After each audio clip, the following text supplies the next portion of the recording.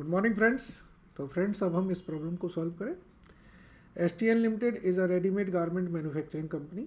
Its production cycle indicate that material are introduced in the beginning of the production phase. Wages and overhead accrued evenly throughout the period of cycle. The following figures for the 12 month ended 31st December 2011 are as under. Production में दे रखा है 54,000 का, selling price है, duration of the production cycle, raw material inventory 2 month की है, finish goods हमारा 1 month का रहता है, डेटर्स का हमारा 1.5 मंथ है एंड क्रेडिटर का 1 मंथ है, वेजेस का 1 मंथ की एक्यूरल चल रही है। WIP में 50% हमारे जो हैं वो वेजेज एंड ओवरहेड्स के रहते हैं।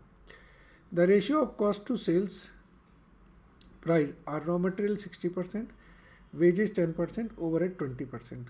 Cash is to be held to the extent of 40% of the current liability and safety margin 15% will be maintained.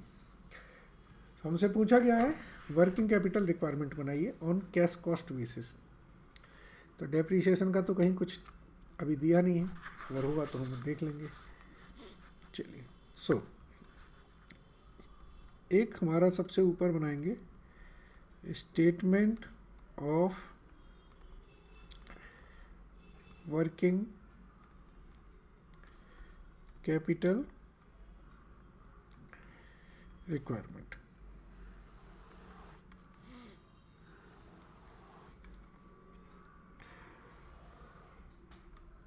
ठीक है,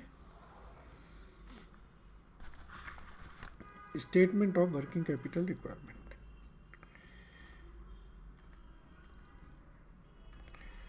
सबसे पहले आएगा हमारा करंट एसेट्स। करंट एसेट्स में हमारे देखिए रॉ मटेरियल आ जाएगा,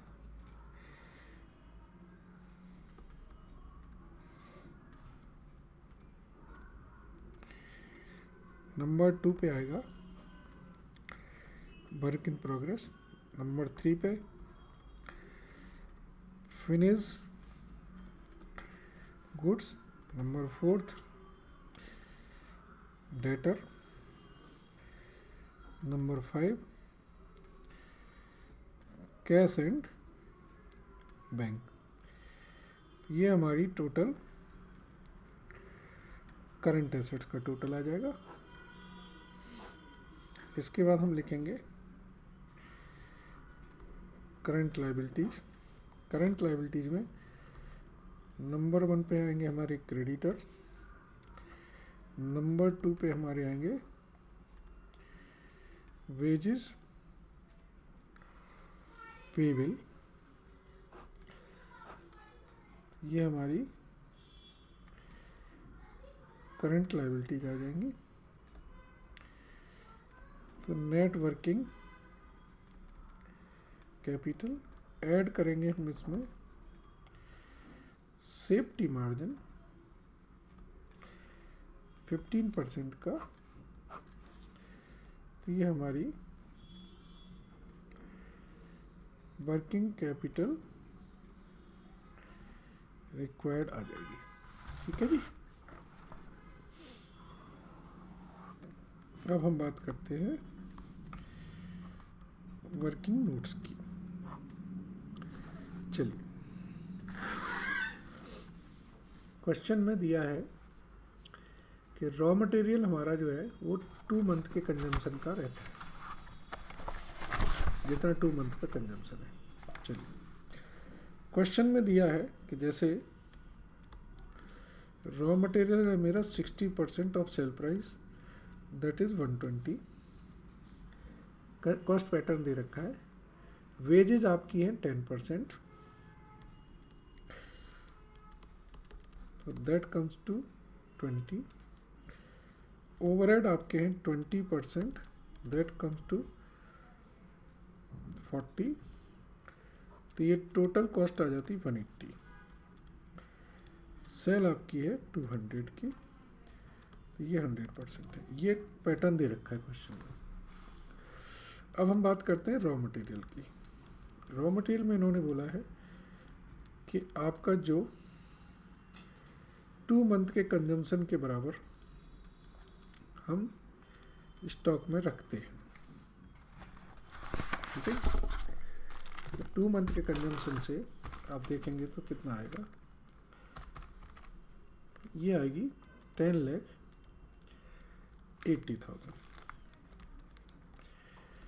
वर्क इन प्रोग्रेस में हमें दिया है इन्होंने कि 1 मंथ का रखना है। प्रोडक्शन साइकिल हमारी 1 मंथ की है, तो 54,000 इंटू 1/12 इंटू, अब इसकी जो प्राइसिंग होगी वो देखिएगा, रॉ मटेरियल हमारा पूरा आ जाएगा और 50% आएगा किसका, इनका। तो 54,000 into 1/12 into 150,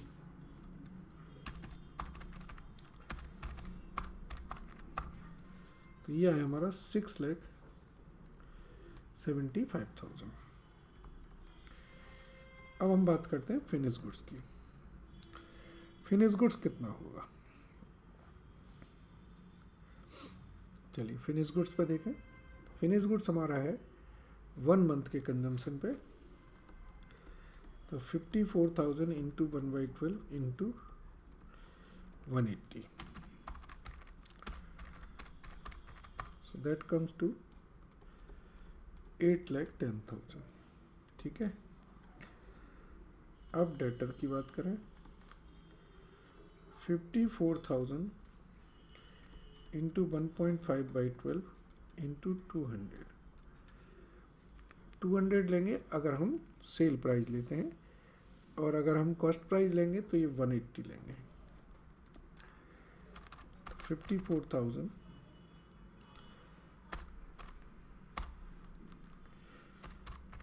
so that comes to 12,15,000, इतना पैसा हमारा ब्लॉक है। ठीक है जी। अब क्रेडिटर की बात करेंगे।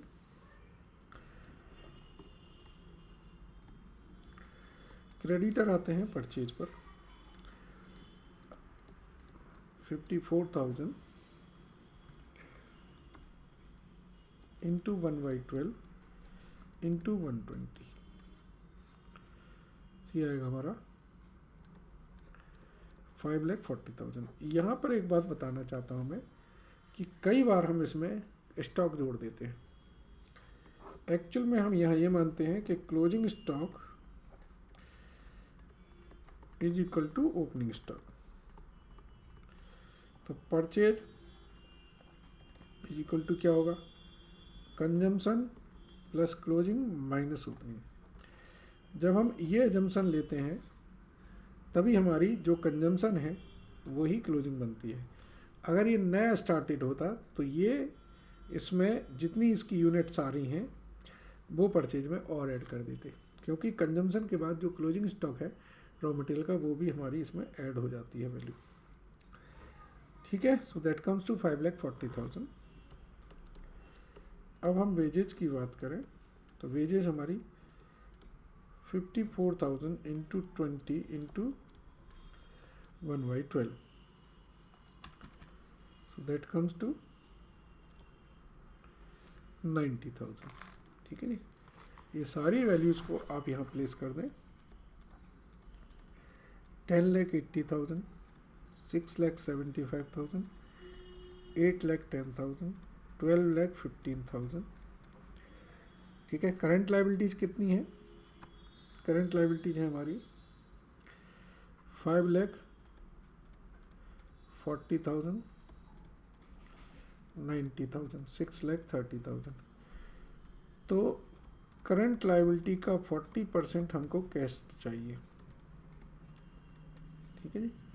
इस सब का टोटल आएगा 40,32,000।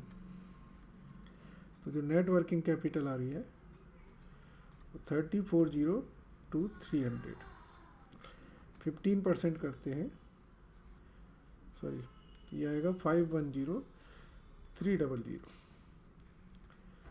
39,12,300। ठीक है जी। ये आपकी वर्किंग कैपिटल रिक्वायर्ड आ गई। चलिए, समझ आ गया आपको? Thank you very much.